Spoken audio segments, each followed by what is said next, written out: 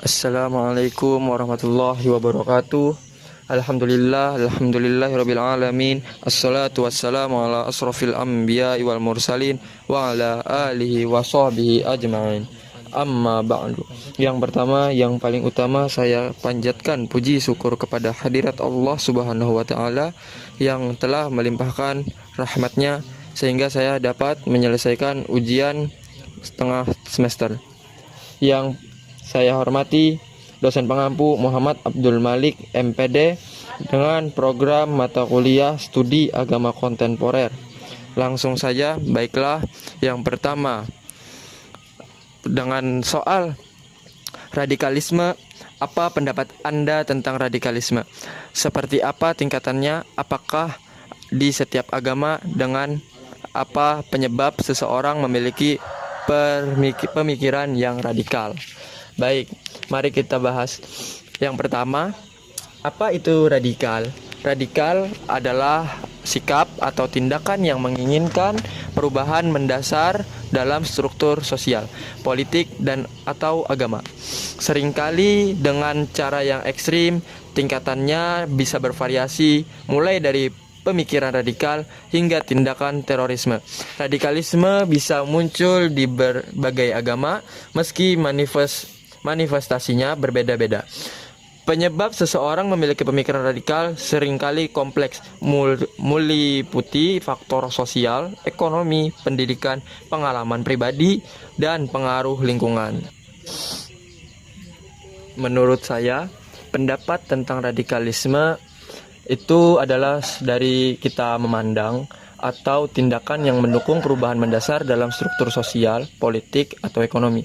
Seringkali dengan cara yang ekstrim, pendapat tentang radikalisme dapat bervariasi, tergantung pada konteksnya. Jika kita memandang dengan positif, beberapa orang berpendapat bahwa radikalisme diperlukan untuk melawan ketidakadilan dan penindasan. Dalam konteks sejarah, banyak gerakan sosial yang dianggap radikal pada masanya, seperti perjuangan hak sipil atau kemerdekaan telah membawa perubahan positif. Lalu, jika dari sisi negatif, radikalisme seringkali dikaitkan dengan kekerasan dan ekstremisasi yang dapat mengakibatkan kerusakan sosial, konflik, dan pelanggaran hak asasi manusia. Ini bisa menimbulkan ketidakstabilan di masyarakat dan menciptakan ketakutan. Lalu, jika kita berpendapat tentang global, dari segi banyak orang berpendapat bahwa radikalisme ini, banyak orang percaya bahwa penting untuk memahami akar penyebab radikalisme, seperti kemiskinan, ketidakadilan sosial, dan diskriminasi. Pendekatan yang lebih konstruktif seringkali melibatkan dialog dan upaya untuk mengatasi masalah-masalah mendasar tersebut. Dalam menghadapi radikalisme, pendekatan yang holistik dan berbasis pada pemahaman serta toleransi menjadi sangat penting untuk mencegah konflik dan mempromosikan kedamaian.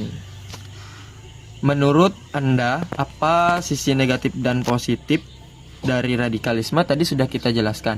Lalu masuklah kita ke pertanyaan berikutnya. Nah, pertanyaan berikutnya, apakah ada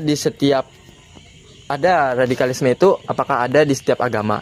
Ya, jawabannya ada. Radikalisme itu ada di setiap agama. Lalu seperti apa tingkatannya? Nah, tingkatannya pada radikalisme itu ada pemikiran radikal, ideologi yang menantang norma yang ada, lalu aksi radikal, tindakan nyata yang dapat mencakup kekerasan atau terorisme. Kembali lagi kepada diri sendiri. Seperti itu. Lalu, apakah di setiap orang itu memiliki pemikiran yang radikal? Nah, itu kembali lagi kepada penyebab. Yang pertama, penyebabnya adalah faktor sosial, atau yang bisa yang mungkin terjadi itu adalah ketidakpuasan terhadap ketidakadilan sosial. Lalu faktor ekonomi, kemiskinan dan ketidakstabilan ekonomi. Lalu faktor pendidikan yang tidak memadai atau ekstrim. Lalu pengalaman pribadi, trauma atau pengalaman negatif itu bisa memunculkan sikap radikal. Lalu yang terakhir ini bisa terjadi oleh pengaruh lingkungan, bisa dari teman, keluarga, dan komunitas yang mendukung ide radikal. Begitu. Lanjut kepada pertanyaan yang kedua. Apa pendapat Anda tentang komunisme? Menurut Anda, apa sisi negatif dan positif dari ideologi komunis? Kita perkenalkan dulu. Komunis itu apa sebenarnya? Komunis adalah ideologi yang menekankan penghapusan kepemilikan pribadi dan pembagian kekayaan secara egaliter. Sisi positifnya termasuk penekanan pada kesetaraan sosial dan keadilan ekonomi, namun sisi negatifnya seringkali mencakup pelanggaran hak asasi manusia, penindasan politik, dan kegagalan ekonomi di banyak negara yang menganut ideologi ini. Menurut saya, komunisme itu terjadi, pendapat saya ya, komunisme itu ada 3. Saya berikan 3 poin. Ada sisi positifnya, ada negatifnya, dan ada sisi globalnya. Pendapat ini tergantung pada perspektif politik, sosial, dan sejarah. Ya, tergantung dari mana kita sendiri yang mengambil. Yang pertama, sisi positif. Mendukung komunisme sering menekankan tujuan utamanya untuk menciptakan masyarakat yang egaliter di mana kekayaan dan sumber daya dibagi secara adil. Mereka berargumen bahwa komunisme berusaha menghapus eksploitasi kelas dan menyediakan kebutuhan dasar untuk semua orang. Lalu pada sisi negatif, kritikus komunisme sering menganggap bahwa penerapannya dalam sejarah seperti di Uni Soviet atau Tiongkok sering mengarah pada pelanggaran hak asasi manusia, represi politik, dan ekonomi yang tidak efisien. Banyak yang berpendapat bahwa dalam politiknya komunisme cenderung menimbulkan kekuasaan otoriter. Lalu yang terakhir, secara global ada juga pandangan yang lebih banyak yang mengakui bahwa beberapa ide dalam komunisme seperti kepemilikan bersama dan solidaritas sosial dapat memberikan wawasan berharga dalam menghadapi masalah ketidakadilan sosial saat ini. Namun mereka juga menyarankan agar pendekatan tersebut diadaptasi dalam konteks demokrasi dan hak asasi manusia. Secara keseluruhan, diskusi tentang komunisme seringkali melibatkan pertanyaan mendalam tentang kekuasaan, keadilan, dan cara terbaik untuk menciptakan masyarakat yang sejahtera. Lanjut kepada pertanyaan yang ketiga, apa pandangan Islam terkait modernisasi atau globalisasi? Baik, apa itu globalisasi dan modernisasi menurut Islam? Pandangan itu ya seperti ini.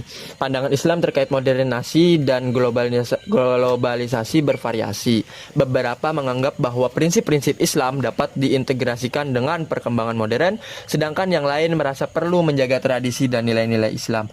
Pada umumnya, banyak yang melihat peluang untuk meningkatkan kualitas hidup asalkan tetap berpegang pada ajaran Islam.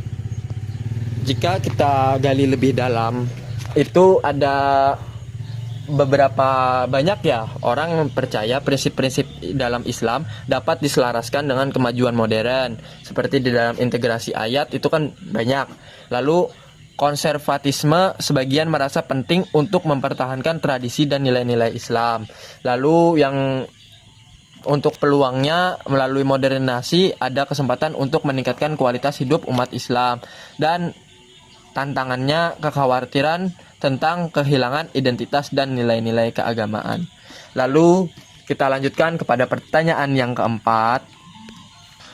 Apa yang Anda pahami tentang sekularisme? Apakah Anda mendukung formalisasi syariat Islam di Indonesia? Apa alasannya? Baik, mari kita bahas dari apa itu sekularisme, apa yang kita ketahui dari sekularisme. Sekularisme adalah pemisahan antara institusi negara dan institusi agama.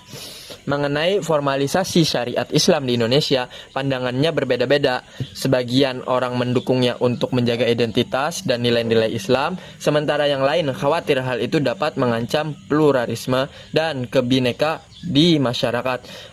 Pendukung argumentasi biasanya mengacu pada kebutuhan untuk menyesuaikan hukum dengan nilai-nilai masyarakat. Apakah saya mendukung formalisasi syariat Islam di Indonesia? Ya, kita lihat dulu apa sih sebenarnya kalau kita mendukung. Kita lihat argumennya bahwa seperti apa? Seperti misalnya bisa mendapatkan identitas budaya dan agama itu bisa diperkuat, serta memberikan kerangka hukum yang sesuai dengan nilai-nilai Islam. Bahwasanya mungkin kita bisa mempercayai bahwa penerapan syariat dapat membawa keadilan dan moralitas dalam masyarakat. Tapi jika kita menolak dari formalisasi, di sisi lain tuh banyak yang khawatir bahwa formalisasi syariat dapat mengancam prinsip-prinsip kebinekaan dan pluralisme yang menjadi dasar negara kesatuan Republik Indonesia. Ada kekhawatiran bahwa hal ini bisa menimbulkan diskriminasi terhadap kelompok minoritas atau memperkuat intoleransi. Lalu kita perhatikan kembali dari sudut banyak orang, apakah penting? Nah, dari sudut banyak orang berpendapat bahwa penting untuk menemukan keseimbangan antara penerapan nilai-nilai agama dan menjaga prinsip-prinsip demokrasi dan hak asasi manusia. Pendekatan yang inklusif dan dialogis dianggap penting untuk memastikan bahwa semua suara termasuk dari kelompok non-muslim didengar dan dihormati. Pada akhirnya, topik pada pertanyaan keempat ini sangat kompleks dan memerlukan diskusi yang mendalam serta pengertian yang saling menghormati antara berbagai pihak. Jadi kesimpulannya saya di sini netral saja. Begitu, itu pendapat saya. Dengan alasan yang sudah saya sebutkan tadi. Itu alasannya. Baik, kita lanjut ke pertanyaan terakhir. Apa yang Anda ketahui tentang liberalisme? Sebutkan berapa contohnya. Oke, ini singkat aja ya, karena kita juga memangkas waktu. Yang pertama, kita tuh harus mengenal liberalisme itu apa. Nah, liberalisme adalah ideologi yang menekankan kebebasan individu, hak asasi manusia, dan pemerintahan demokratis. Contohnya termasuk perlindungan kebebasan berbicara, hak perempuan, dan sistem pasar bebas. Beberapa contoh penerapan liberalisme bisa dilihat dalam undang-undang yang menjamin hak asasi manusia di negara-negara barat, gerakan hak sipil dan reformasi ekonomi yang mendukung pasar bebas. Baik, cukup sekian dari saya. Terima kasih atas perhatiannya.